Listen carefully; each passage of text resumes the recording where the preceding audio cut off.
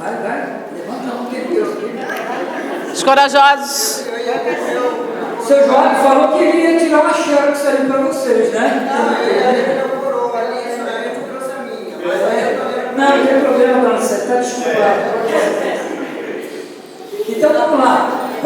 Vamos acompanhar aqui a leitura. Gênesis 4, do versículo 8 a 15. Eu vou ler do versículo 1 em diante, tá bom, irmãos? Vamos lá. Gênesis 4. Preste atenção. Né? Diz assim a palavra do Senhor. E conheceu Adão a Eva, sua mulher, e ela concebeu, e teve Caim, e disse: alcancei do Senhor um varão. E teve mais a seu irmão Abel, e Abel foi pastor de ovelhas, e Caim foi lavrador da terra. E aconteceu ao cabo de dias que Caim trouxe do fruto da terra uma oferta ao Senhor. Abel também trouxe dos primogênitos das suas ovelhas e da sua gordura, e atentou o Senhor para Abel e para a sua oferta, mas para Caim e para a sua oferta não atentou. E irou-se Caim fortemente, e descaiu-lhe o seu semblante. E o Senhor disse a Caim: por que te irastes? E por que descaiu o teu semblante? Se bem fizeres, não haverá aceitação para ti? E se não fizeres bem, o pecado jaz à porta, e para ti será o seu desejo, e sobre ele dominarás. Falou Caim ao seu irmão Abel, e sucedeu que, estando eles no campo, se levantou Caim contra o seu irmão Abel e o matou. E disse o Senhor a Caim: onde está Abel teu irmão? Vamos todos repetir isso, vamos lá? Onde está Abel teu irmão? Mais uma vez. Onde está Abel teu irmão? Ele disse: não sei, sou eu o guardador do meu irmão? E disse Deus: que fizeste? A voz do sangue do teu irmão clama a mim desde a terra. E agora, maldito és tu, desde a terra, que abriu a sua boca para receber da tua mão o sangue do teu irmão. Quando lavrares a terra, não te dará mais a sua força. Fugitivo e errante serás na terra. Então disse Caim ao Senhor: é maior a minha maldade que há que possa ser perdoada? Eis que hoje me lanças da face da terra, e da tua face me esconderei, e serei fugitivo e errante na terra. E será que todo aquele que me achar me matará? O Senhor, porém, disse-lhe: portanto, qualquer que matar Caim 7 vezes será castigado. E pôs o Senhor um sinal em Caim, para que não o ferisse qualquer que o achasse. Amém, querido? Que Deus possa estar abençoando essa palavra rica e poderosa. Que se dane. Quantas pessoas você já ouviu falar isso? Quantas vezes você já falou isso? E aquele irmão, não sei, desapareceu. Subiu da igreja. Caramba. Quem é Deus? Quem é? Aqueles que estavam ali. Aí tenta lembrar.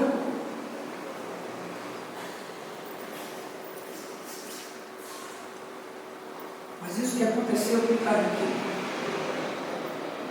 é a destruição daquilo que Deus planejou para nossa vida.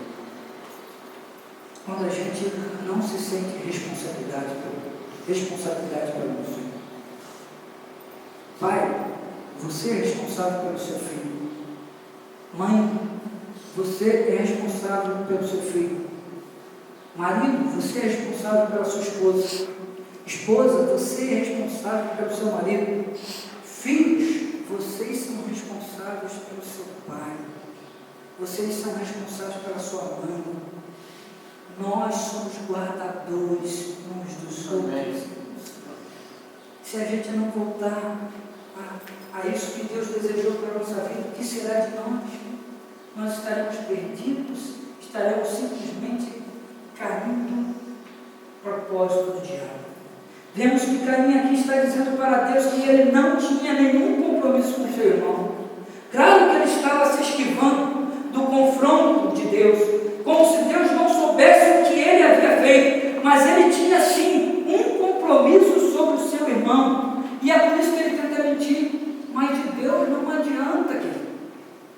Você pode se esconder de todo mundo menos de Deus. Caim quis ali fugir, sei lá, do meu irmão, mas Deus já sabia o que ele tinha feito. E Deus sabe quantos aqui já mataram alguns irmãos no seu coração, já enterraram, fizeram sepultamento, fizeram culto fúnebre, tudo para lá. Até faz uma coisa religiosa que entrega nas tuas mãos, Senhor. Mas Deus não entregou nas mãos, Ele não entregou nas tuas mãos.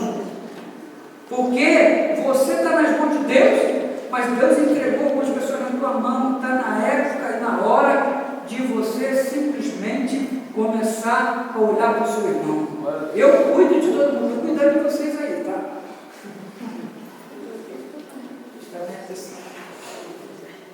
É responsabilidade minha. Se eu não cuidar de você, eu estou falhando no meu compromisso com Deus. Se eu não cuidar de você, eu estou quebrando o que Deus planejou para a minha vida. Porque muita gente está falando assim, eu cuido da minha família, o resto que se dane. Deus abençoa a minha família. Não. A nossa família tem que ser ampliada, irmãos. Precisa ser esticada. Assim como a gente ora muitas vezes na igreja, Senhor, alarga a nossa tenda. Aí que é aquela espiritualidade tremenda, para que a igreja seja grande. Mas, querido, que Deus possa alargar a nossa tenda com cuidado de mais pessoas. É por isso que a gente tem que começar a trabalhar em pequenos grupos. É por isso que a gente precisa pensar e forjar esse caráter de estar dentro de casa, um com o outro, cuidando, porque é o melhor jeito de cuidar de pessoas. Porque quando nós não estamos perto, a gente não sente. Quando a gente não vê, a gente não sente. Precisamos estar juntos. E é por isso que nesse tempo foi uma glória. Sabe por quê? Porque os ministérios estavam, primeiro, ensaiando junto. Tinha umas, quantas mulheres? Umas 15, 20 mulheres, mais ou menos, que estavam lá cantando. Então elas estavam, 16 mulheres. 16 mulheres ensaiaram toda terça-feira. Ficavam mais 2 horas. Aí no domingo tinha culto, ficava junto um pouco. Aí na terça-feira tinha ensaio, ficava junto. Aí na quarta-feira alguns vão estar junto também. Aí quer dizer, aumentou a qualidade da união, aumentou a qualidade da unção, aumentou a qualidade, querido. O ajuntamento proporciona vitória para cada um de nós. Não podemos nos esquivar do compromisso que temos em sermos fonte de cura para o nosso irmão. Muitas das vezes a gente fala assim, Jesus vai te curar, irmão, Jesus vai te curar, mas a cura não está em Jesus, a cura está em você. Nós temos autoridade no nome de Jesus para curar. Não que a cura venha através de mim, mas a cura vem de uma atitude minha. Amém. Você pode curar o teu irmão, sim, principalmente no relacionamento, quando você vai buscar ele, quando você se importa com ele, quando você se preocupa com a família dele. A partir do momento que você se preocupa, simplesmente a cura vem, liberando perdão sobre a vida de todos quantos precisarem. E outra coisa que liberta as pessoas, sabe o que é? Pedindo perdão. Quero contar aqui um testemunho. Diante de Deus, porque nós estamos diante de Deus Todo-Poderoso e que pode todas as coisas. Feche os olhos. Senhor, meu Deus, Pai, eu quero te agradecer, Deus, em primeiro lugar, porque nós podemos ter livre acesso ao Senhor. Nós não precisamos de pessoas, de intermediários, para entrar na tua santa e poderosa presença. Nós podemos adentrar no Santo dos Santos, ó Pai, e mesmo sendo pecadores, ó Pai, mas lavados e remidos no sangue do Cordeiro, nós podemos entrar e sairmos vivos, Senhor, de dentro, ó Pai, daquele lugar que é santo, que é a tua presença. E ó Pai, nós estamos aqui porque cremos no Deus Todo-Poderoso, maravilhoso, e pedimos ao Senhor nessa hora que o Senhor possa estar envolvendo, Senhor, aquelas meninas que estão ali, ó Deus, nesse dia onde vão estar se apresentando para fazer prova, Senhor, para que o futuro delas seja um futuro abençoado, meu Deus. Tenha misericórdia dessas meninas, ó Pai, e ajuda elas, ó Pai, ali nessa prova, Deus, que em nome de Jesus, tudo aquilo que elas estudaram, Senhor, elas possam ter facilidade de colocar, Senhor, em prática nessa hora, Pai. Senhor, também levamos até o Senhor muitos outros pedidos que foram feitos aqui, por filhos, por esposo, ou por um amigo, por uma pessoa que está necessitada. Senhor, diz a tua palavra que no meio dos louvores o Senhor habita, Senhor. Tem aqui um povo que te louva nessa hora, Pai. Engrandece o teu nome. Ó Deus, então opera o milagre, Senhor. Opera na vida dessas pessoas e dá, Senhor, em nome de Jesus, vitória para cada uma delas, ó Pai. Nós queremos, ó Pai, também que nesse tempo de reflexão da tua palavra, Senhor, nós possamos sair daqui, ó Pai, alimentados da sua palavra. Que seja uma manhã de quebrar paradigmas, Senhor, de quebrar, Senhor, barreiras que atrapalham os nossos relacionamentos, ó Pai, porque nós estamos aqui e queremos, ó Pai, em nome de Jesus, ó Pai, entender que juntos nós somos melhores, juntos nós somos mais fortes e juntos nós vamos muito mais longe, Senhor. Em nome de Jesus, vai quebrando agora, ó Espírito Santo, todo o muro de divisão, Senhor, de separação desse lugar. Deus, nós queremos amar ao nosso próximo, assim como o Senhor nos amou, Senhor, e devemos começar isso, ó Pai, dentro da nossa casa, dentro da igreja, Senhor, para que possamos distribuir amor nesse mundo que está, Senhor, insatisfeito, Deus, em nome de Jesus, ó Pai, que nós possamos ter responsabilidade espiritual, Senhor.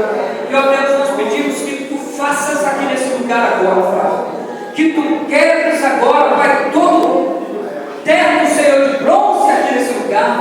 Ó Deus, que tu quebre agora e que a glória do Senhor venha sobre esse lugar, ó Pai, manifestando o teu poder. Deus, que espíritos malignos que queiram atrapalhar o nosso relacionamento, batem retirada agora em nome de Jesus, ó Pai. Nós não aceitamos a interferência, Senhor, de nenhum espírito maligno nessa hora, Senhor, para tirar nossa atenção. Deus, toca, Senhor, nesse momento e perdoa os nossos pecados, ó Pai. E ouve, Senhor, agora a nossa oração e, ó Pai, fala através do teu servo nesse instante, para que possa haver mudança de vida, Pai, em nome de Jesus. Se juntos somos melhores, quando estamos separados, nós somos ruins ou piores. É verdade, não é? E nós precisamos entender. É interessante, irmãos, que Deus tem um plano fabuloso, na qual Ele orquestrou para que nós pudéssemos viver de uma maneira melhor do que vivemos hoje. E o homem fugiu daquilo que Deus havia planejado, porque Deus sempre fez e teve vontade que o homem formasse uma família e tivesse filhos. E você pode ver que Adão estava passando bem no jardim do Éden, e de repente ele viu uma mulher ali, ele conheceu ela, e viu que eles já tiveram filho, só conhecendo, e ele conheceu ela, né? Não foi isso que disse? Só conhecendo já começou a ter filho, que era tão fértil que eu vou te contar. Mas Deus, o desejo de Deus é que Adão e Eva enchessem a terra e pudessem fazer com que a glória dele fosse manifesta no mundo. É interessante que a gente precisa entender que Deus sempre quis a união, porque Ele colocou o homem aqui para que o homem governasse a terra, não do jeito que o homem queria, mas do jeito que Ele queria. Deus queria fazer aquela oração de Jesus Cristo, lá em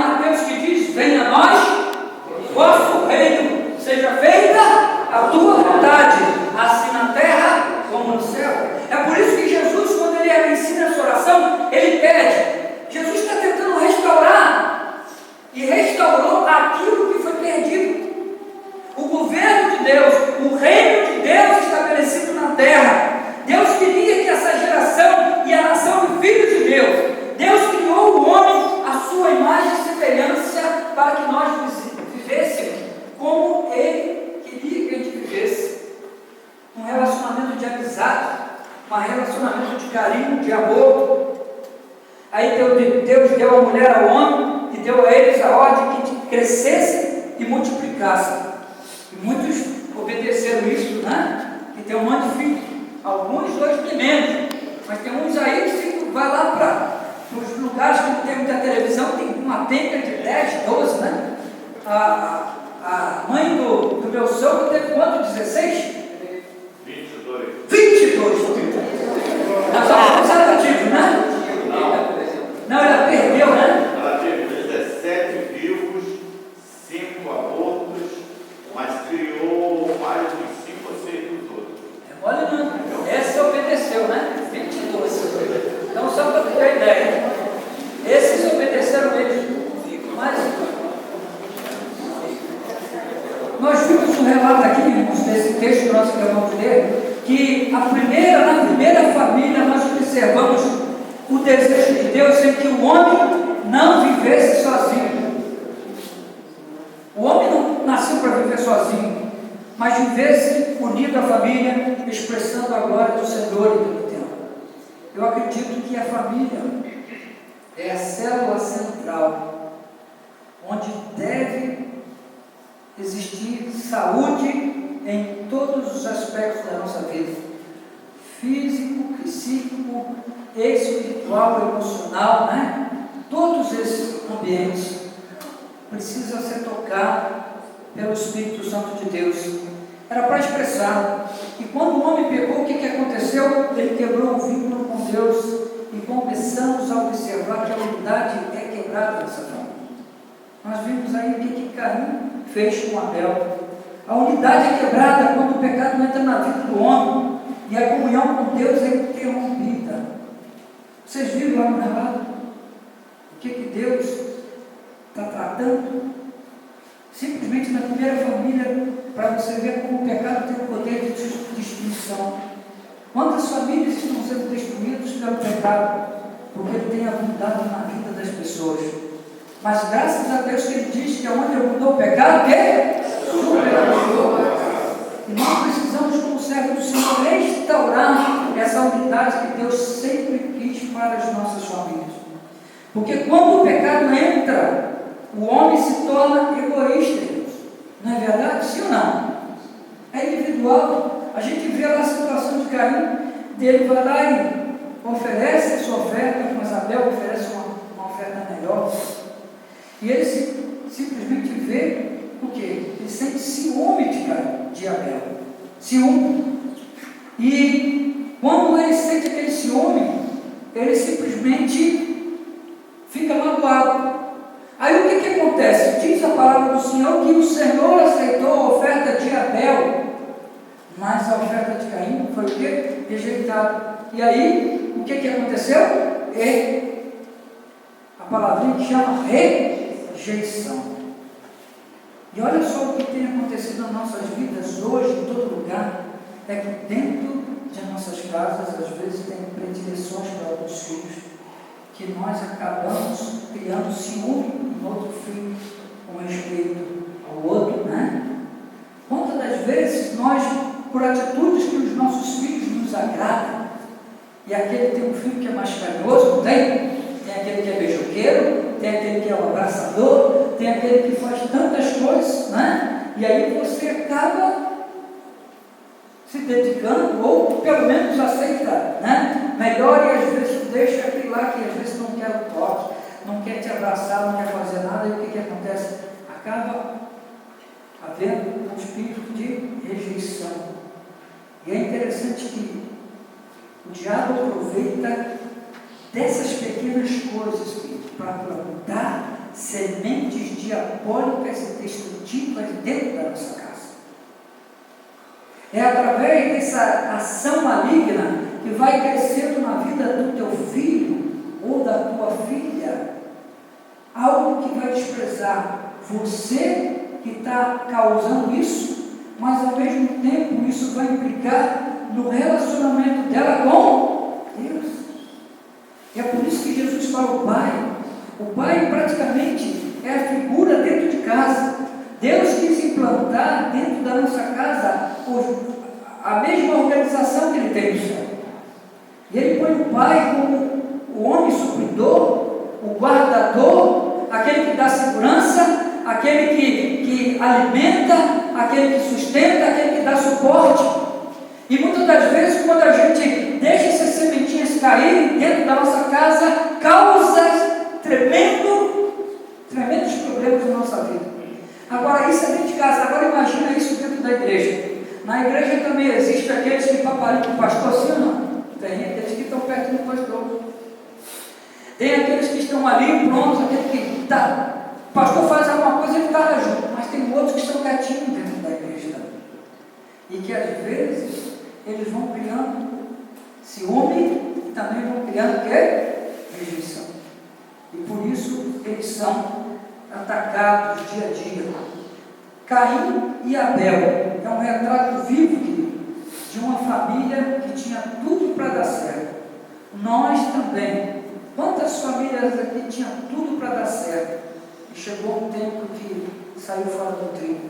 Quantas igrejas tinham tudo para romper e não rompe às vezes por causa dessas picuinhas, coisas pequenas, o homem se tornando egoísta, os sentimentos passam a dominar a vida do homem, e aí esses sentimentos que já estão lá dentro, e são sentimentos ruins, a ponto de que esse homem pense mais em si mesmo do que no bem-estar de todos, e aí cria um grupo de individual, pessoas individuais em que querem estabelecer a sua vontade. Eu quero para mim, não importa o que vai acontecer com o Joãozinho, com a Maria, não importa o que vai acontecer com aquele, o importante é eu me dar bem. Então cada um vai para um lado. Nós estamos aqui dizendo, juntos somos melhores, e juntos somos melhores em tudo. Caim e Abel tiveram esse momento de separação, a inveja, a rejeição, fez com que ele pudesse simplesmente mudar a história da humanidade. Entrou o primeiro pecado no mundo, e o primeiro pecado não foi fácil, foi terrível, né? Separou e acabou com a vida do primeiro ser irmão. Nós vemos aqui no capítulo 4 de Gênesis que Caim mata seu irmão Abel, em consequência da quebra da comunhão com Deus, e gera a quebra da unidade nessa família. Olha ali que Deus vai simplesmente falar com ele várias vezes sobre o que ele devia fazer. Deus viu, Deus conhece o nosso coração, Deus sabe todas as coisas que acontecem no nosso dia a dia. E ele tentou falar com Caim, né? E ele diz assim: o Senhor disse a Caim: por que te irritas? E por que descaiu o teu semblante? Bem fizeres, se bem fizeres, não haverá aceitação para ti. Deus tenta consertar. Deus, quando vê espírito de separação entre nós, quando Deus vê espírito de divisão entre nós, Ele está sempre querendo consertar. Mas é interessante, quanto mais a gente se afasta de Deus, mais duro fica o nosso coração. Vocês concordam com isso, sim ou não? E aí fica mais difícil pedir perdão, voltar atrás. E como a gente anda em sequência de erros e nunca vai lá e conserta o erro, que a gente acha assim, ele vai esquecer, ele vai deixar. Você sabe que uma sementinha jogada no coração do seu filho, que é um coração fértil, ela vai nascer e cresce rápido. Nós como pais, vocês como mães, né? Ou vocês como filhos, que às vezes também lançam semente no coração dos seus pais, precisamos de alguma forma retirar essa semente e cortar ela rapidamente, porque ela vai crescer. Deus olha para cá e fala assim: mas se você fizer o bem, também não vai ser bom para você? Deus estava pronto a perdoar. Deus estava ali dialogando com Caim antes de acontecer o assassinato, antes dele matar o seu irmão, mas ele não quis ouvir, querido. E é assim que tem acontecido. Relacionamentos estão se quebrando, não é porque Deus não está falando, é porque nós estamos teimando com Deus. Nós estamos colocando a voz de Deus de lado. E por isso o que acontece? A nossa vontade prevalece. E quando eu prevalece, Deus sempre fica de lado. Nós estamos aqui nesse tempo de comunhão, num tempo onde a gente vai estar junto, e por isso estou pedindo a vocês que vocês possam quebrar, né? Essa barreira que às vezes nos separa de conhecer. A Claudete sentou com o Johnny e a Gisla, e o Lúcio também, e eles estavam conversando. O Johnny pensou que ela era de Amazônia, só porque ela tem cara de Índia, né? Mas tudo bem. E aí, o Johnny já estava pensando em dar um arco e flecha para ela, depois do presente de aniversário. Mas é para tu ver, já está quanto tempo junto lá? Tem uns 4 anos, 5 anos junto, e não sabe. Essas separações que vão colocando, a gente quando não tem uma afinidade com o irmão, a gente vai pegar caminhos que não vai levar para coisa boa. Caim simplesmente rejeitou o tratamento de Deus e colocou a sua vontade em primeiro lugar, e deu o que deu. E é interessante que no meio da igreja não é diferente, existem essas coisas, se unem. Quantas pessoas foram fechadas por esse sentimento? Talvez tenha alguns aqui que estejam conformados do pastor, talvez estejam aqui pessoas que estão com mágoa do irmão, que não conseguem perdoar de maneira nenhuma, mas eu quero dizer para vocês que isso é uma seta de Satanás que quer nos separar. Nós estamos aí, a pastora Fernanda está aqui, a pastora Geisa, que é lá do Jardim Paranaense, né? Estão lá trabalhando agora, depois até quero apresentar com mais calma, né? Para quem não conhece. E a gente tem falado muito, nós somos uma igreja só, mas muitas das vezes parece que somos duas, né? E essa vai ter que acabar isso em nome de Jesus. Vai acabar, em nome de Jesus. Porque a gente precisa viver unidade. No ano que vem eu estou escolhendo um tema para a nossa igreja. Um tema que a gente vai caminhar o ano inteiro, que é o ano da santificação. Vai trabalhando já esse texto na vida de vocês. Porque muita gente fala, mas a gente precisa crescer, pastor. Mas crescer sem santidade não adianta nada. Nós vamos pagar o preço. E eu estou falando que falar em santificação não é fácil. Falar em santificação é pagar um preço, não pagar preço pela salvação, porque graças a Deus Jesus já morreu na cruz do Calvário. Nós não precisamos, mas para se santificar, para se separar, a gente tem que pagar o preço realmente. Então eu quero que você já esteja preparado. Nós estamos aí 3 meses adiantado, 4 meses adiantado, para que você já possa preparar ano que vem, o ano da santificação. Não é que vocês vão poder pegar tudo que fazer agora não, tá? Não é que você pode pegar até dezembro, não, entendeu? Pode começar a partir de hoje. Mas, por favor, vai preparando que ano que vem nós queremos entrar num ano onde Deus vai se alegrar, porque diz a palavra: santificai-vos hoje, porque amanhã o Senhor fará maravilhas no meio de vós. Então, se nós queremos alcançar objetivos maiores, nós não podemos começar por outro lugar a não ser a santidade. E para que haja santidade, eu preciso olhar na cara do meu irmão sem falsidade. Eu preciso olhar na cara do irmão sem ciúme. Eu preciso olhar para o rosto do meu irmão sem ter rejeição por ele. Simplesmente querendo aceitando ele do jeito que ele é. Mesmo que ele tenha problemas que eu não entenda, que eu não consiga entender, mas eu preciso aceitar o meu irmão de todas as formas. Caim não aceitou. Caim se sentiu envergonhado, Caim se sentiu humilhado, e por isso Caim cometeu um dos piores pecados ali naquela época, que o primeiro deles, terrível, a primeira morte que houve no mundo. Uma família santa, uma família que nasceu do coração de Deus, uma família que os projetos de Deus para ela era muito grande. Agora eu pergunto a você, a sua família, você acha que Deus tem sonhos para a sua família, meu querido? Tem ou não tem? E sonhos pequenos ou grandes? Grandes. Quem limita o Senhor? Nós limitamos o Senhor.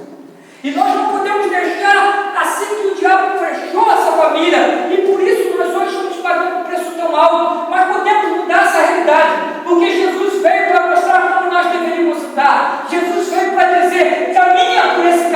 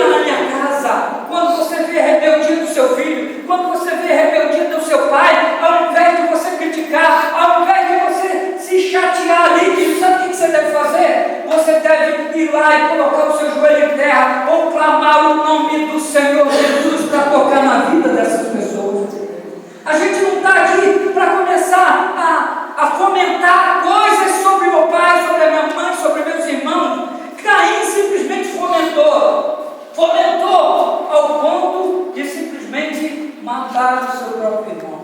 E aí, querido, Deus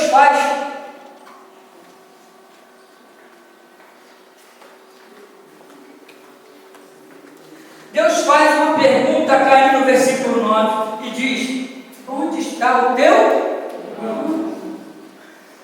Onde está o teu irmão? E é interessante que essa pergunta, ela está ecoando desde lá do Jardim do Éden. Porque quando aconteceu isso no Jardim do Éden,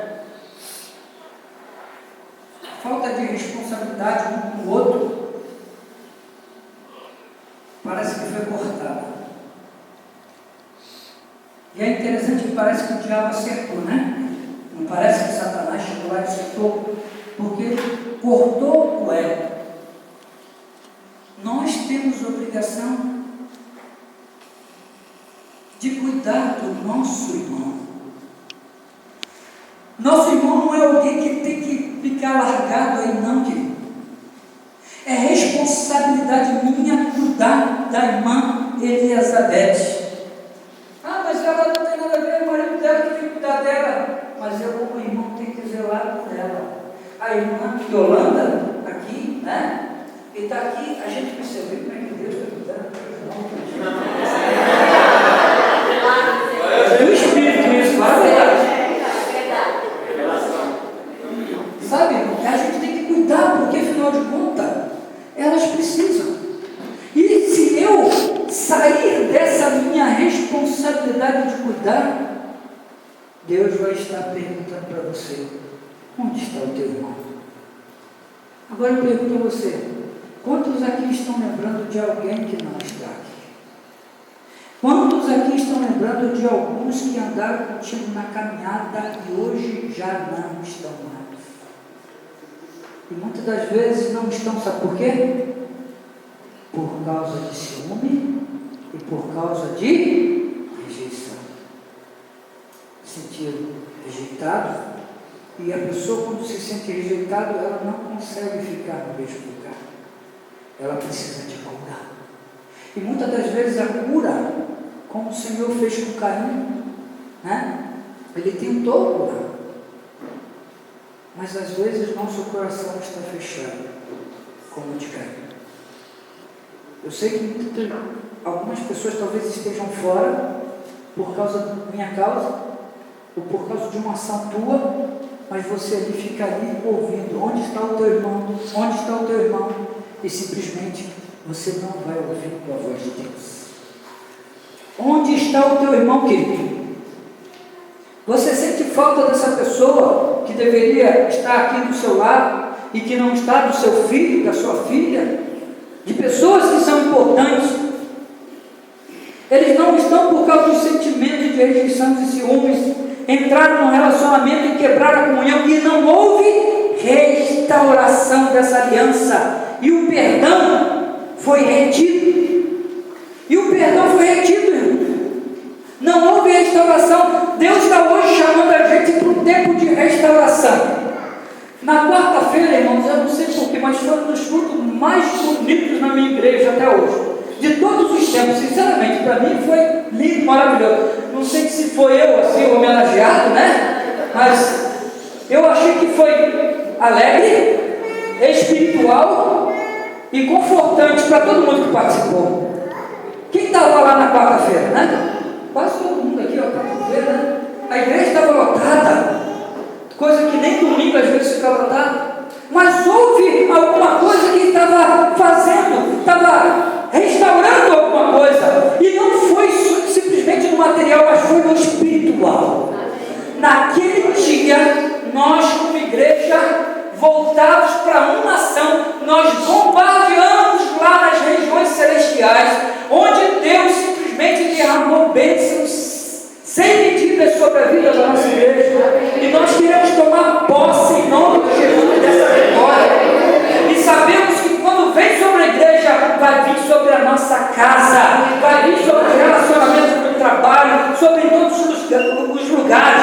Deus está olhando e restaurando. Eu fui curado naquela noite. A Noemi que foi preparou tudo, ela me disse uma coisa: pastor, eu fui curada. Eu não sei quantos aqui foram curados naquela noite. Tem alguém que foi curado naquela noite? Né? Foi uma cura, porque houve união, porque diz a palavra: com bom e com suave é que os irmãos vivam em união. Ali o Senhor ordena a bênção e a vida para sempre, meu. Olha só, porque onde é comunhão, o Senhor habita. Deus estava habitando ali no meio daquela família. E agora, quando Caim pega, o que acontece? Afastamento. Houve distanciamento. E agora Caim já não está mais, porque ele ia dar errante sobre a terra. E aí, querido, eu digo para você que há verdadeiros cemitérios de relacionamentos mortos, por conta simplesmente da falta de perdão, e isso no meio da igreja. Se fosse falar lá de fora, não teria problema nenhum, é normal. As pessoas brigam com o outro, mas aqui não é normal. Diga para o seu irmão: falta de perdão na igreja é coisa que Deus abomina. Fala com ele aí, fala com ele. Deus abomina a falta de perdão. A nossa igreja tem que ser um local de vivos, irmãos, amém? Não um lugar de morto. E é por isso que a Bíblia diz: levanta, tu que dormes. E esse dormir, querido, é estar morto espiritualmente, e Cristo te esclarecerá, porque quando você se levanta, foi o que Deus fez. Caim dormiu no sono do ódio, do rancor, da rejeição, do ciúme, simplesmente dos sentimentos malignos, e Deus foi lá e começou a despertar, mas ele não quis acordar. Você que está aqui nessa manhã, querido, eu quero dizer que Deus não te trouxe aqui por acaso. Ele está dizendo para você: desperta, desperta, meu filho, desperta, minha filha, porque eu quero te usar para restaurar os relacionamentos. Eu quero te usar para salvar a vida do seu irmão. Eu quero te usar para que o reino de Deus seja feito como Ele quer e não como nós queremos. Deus está te chamando para um relacionamento, querido. E é por isso que Deus, em primeiro lugar, quer curar o teu relacionamento com Ele. Não foi assim que aconteceu? A vida de Caim e a vida de Abel não foi salva, porque o relacionamento de Caim com Deus estava quebrado. E relacionamento que eu falo é aquele relacionamento que você deixa se moldar pelas palavras que você recebe. Porque um relacionamento que simplesmente você rejeita tudo não adianta. Mas o relacionamento como Jesus teve com o Pai. Você já notou, querido, que a maioria dos grandes milagres de Jesus sempre falava assim: Pai, né? Você viu lá no Lázaro, quando Lázaro está morto, já 3 dias, já estava fedendo, ele chega ali: Pai, eu te agradeço, porque sempre tu me ouves. E agora eu te peço, né, Pai? Levanta e ora, faz oração para o Pai, em primeiro lugar, relacionamento com o Pai. E aí o que acontece? Quando você tem relacionamento com o Pai, olha só que coisa boa, você é capaz de ressuscitar o teu irmão que morreu. E aí ele fala: Lázaro, sai para fora. E o morto vem. Porque o relacionamento com o Pai tem poder para mudar as estruturas, tanto no âmbito físico e espiritual. Deus é capaz de fazer grandes maravilhas. Pessoas que não se falam, pessoas que não conseguem se olhar. Simplesmente quando acontece isso, você está matando o seu irmão. Perdeu-se a pureza e o amor, passou a ser uma palavra na boca e não uma atitude de vida. Nós estamos falando de amor em todo o tempo, mas não estamos o quê? Vivendo o amor. E o que adianta? Eu queria saber todos os versículos da Bíblia de cor. E aí eu pergunto: mas quanto você vai praticar? Se você tiver um versículo de cor e praticar aquele, é uma bênção. Agora, se você conhecer 1000 e não praticar nenhum, não adianta nada. O amor está virando simplesmente palavras na nossa boca, querido. Falamos que temos que amar, mas não nos sacrificamos. Falamos que precisamos aceitar o irmão, mas não aceitamos. E precisamos, em nome de Jesus, quebrar isso. Quebrar e falar assim: Deus chegou, eu quero viver, eu quero praticar aquilo que Ele ensinou. Assim como Jesus disse: se alguém quer vir após mim, negue-se a si mesmo, tome a sua cruz e o que? Siga-me. É prático, não é algo simplesmente que fica no mundo da ilusão, no mundo da ficção. Não é uma ficção que Jesus veio trazer para nós, mas é uma realidade, porque Ele pegou a sua cruz, Ele pagou o preço do pecado, Ele feriu a sua carne por nós, e nós queremos também, para que possamos ser igual a Jesus, precisamos também abrir mão e pegar a nossa cruz, abrir a nossa carne, para que possa haver sofrimento, querido. O preço do relacionamento é alto, porque você tem que morrer para que o seu irmão viva. Você já notou aquele relacionamento que só você que manda? O pobre coitado fica ali sujeito a você, né? Vai assim por diante, né? E a pessoa fica ali só olhando e se sente até menosprezado. Não, mas relacionamento não é quando você é superior, é quando você